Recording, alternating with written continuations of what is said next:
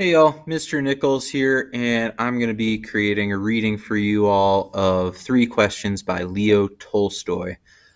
Here we go.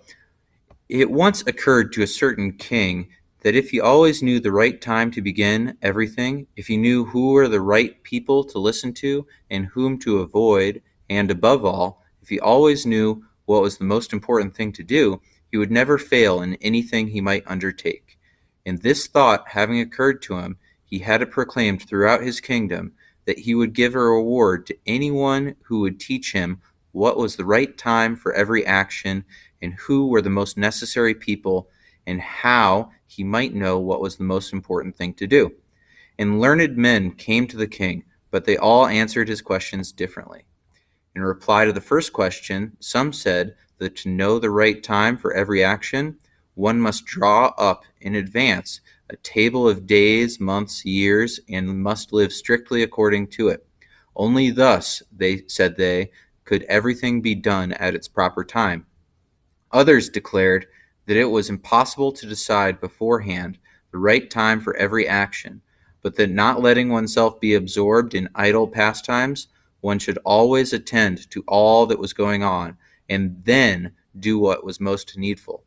Others again said that however attentive the king might be to what was going on, it was impossible for one man to decide correctly the right time for every action, but that he should have a council of wise men who would help him fix the proper time for everything. But then again, others said that there were some things which could not wait to be laid before a council, but about which one had to decide whether to undertake them or not. But in order to decide that, one must know beforehand what was going to happen. It is only magicians who know that, and therefore, in order to know the right time for every action, one must consult magicians. Equally various were the answers to the second question. Some said the people the king most needed were his counselors, others the priests, others the doctors, while some said that warriors were the most necessary. To the third question as to what was the most important occupation, some replied that the most important thing in the world was science. Others said it was skill in warfare, and others again that it was religious worship. All the answers being different, the king agreed to none of them, and gave the reward to none. But still wishing to find the right answers to his questions, he decided to consult a hermit, widely renowned for his wisdom. The hermit lived in a wood which he never quitted, and he received none but common folk. So the king put on simple clothes, and before reaching the hermit's cell, dismounted from his horse, and leaving his bodyguard behind, went on alone. When the king approached, the hermit was digging the ground in front of his hut. Seeing the king, he greeted him and went on digging. The hermit was frail and weak, and each time he stuck his spade into the ground and turned a little earth, he breathed heavily.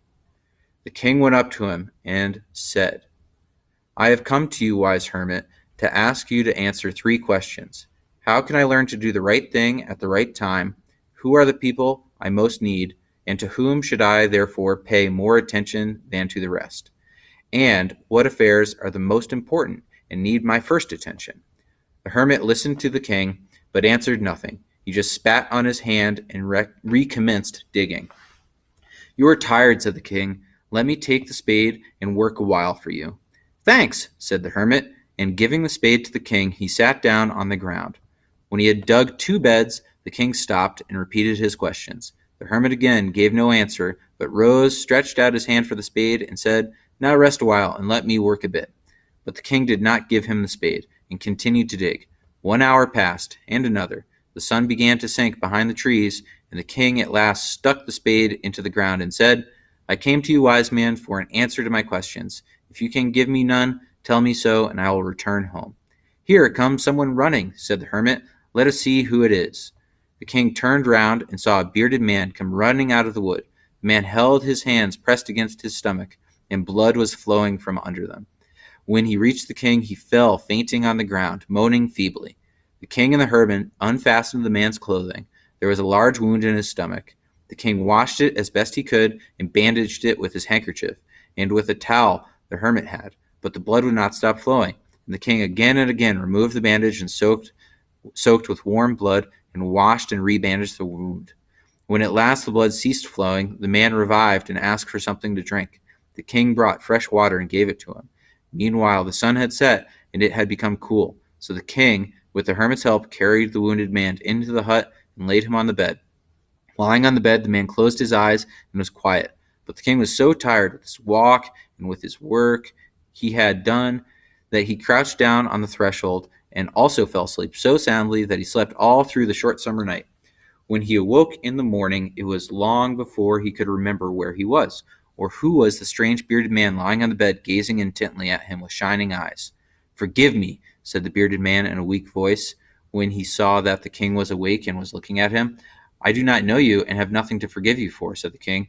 "You do not know me, but I know you, and I am that enemy of yours who swore to revenge himself on you, because you executed his brother and seized his property.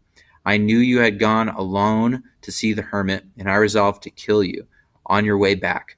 But the day passed, and you did not return. So I came out from my ambush to find you, and I came upon your bodyguard, and they recognized me and wounded me. I escaped from them, but should have bled to death had you not dressed my wound.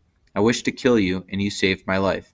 Now if I live, and if you wish it, I'll serve you as your most faithful slave, and will bid my sons do the same. Forgive me."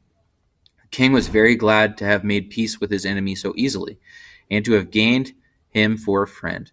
And he not only forgave him, but said he would send his servants and his own physician to attend him, and promised to restore his property. Having taken leave of the wounded man, the king went out into the porch and looked around for the hermit. But before going away, he wished once more to beg an answer to the question he had put. The hermit was outside, on his knees, sowing seeds in the beds that had been dug the day before. The king approached him and said, "For the last time, I pray you to answer my questions, wise man." "You've already been answered," said the hermit, still crouching on his thin legs and looking up at the king who stood before him. "How?" "Answered. What do you mean?" asked the king. "Do you not see?" replied the hermit. "If you had not pitied my weakness yesterday, and had not dug those beds for me, but had gone your way, that man would have attacked you, and you would have repented of not having stayed with me. So the most important time was when you were digging the beds, and I was the most important man, and to do me good was your most important business. Afterwards, when that man ran to us, the most important time was when you were attending to him. For if you had not bound up his wounds, he would have died without having made peace with you. So he was the most important man, and what you did for him was your most important business. Remember then, there is only one time that is important. Now, it is the most important time because it is the only time when we have any power. The most necessary man is he with whom you are, for no man knows whether he will ever have dealings with anyone else. And the most important affair is to do him good, because for that purpose alone was man sent into this life.